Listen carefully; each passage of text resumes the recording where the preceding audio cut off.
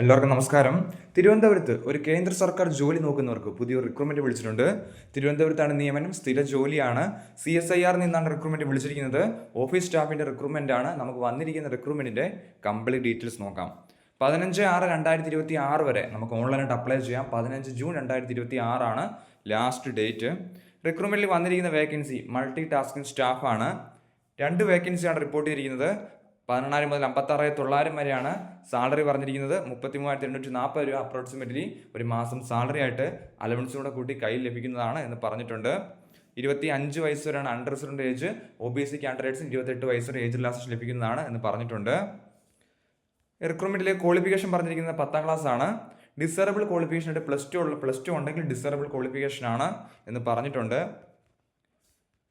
റിക്രൂട്ട്മെന്റിലേക്കുള്ള selection process പറഞ്ഞിരിക്കുന്നത് examination ഉണ്ടായിരിക്കുന്നതാണ്. എക്സാമിനേഷൻ്റെ syllabus പറഞ്ഞിരിക്കുന്നത് 10ാം ക്ലാസ് ലെവൽ എക്സാമിനേഷൻ ആയിരിക്കും.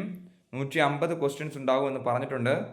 ജനറൽ ഇൻ്റലിജൻസ് 25 ക്വസ്റ്റ്യൻസ് ഉണ്ട്, 75 mark. Quantitative aptitude 25 questions, 75 mark.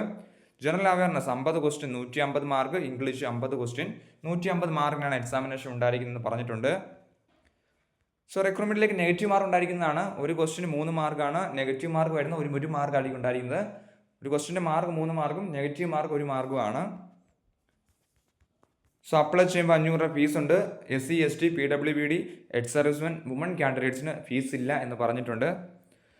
15/6/2026 ആണ് ലാസ്റ്റ് ഡേറ്റ്. അപ്ലൈ ചെയ്യാൻ ആഗ്രഹിക്കുന്നവർ അപ്ലൈ ചെയ്യുക.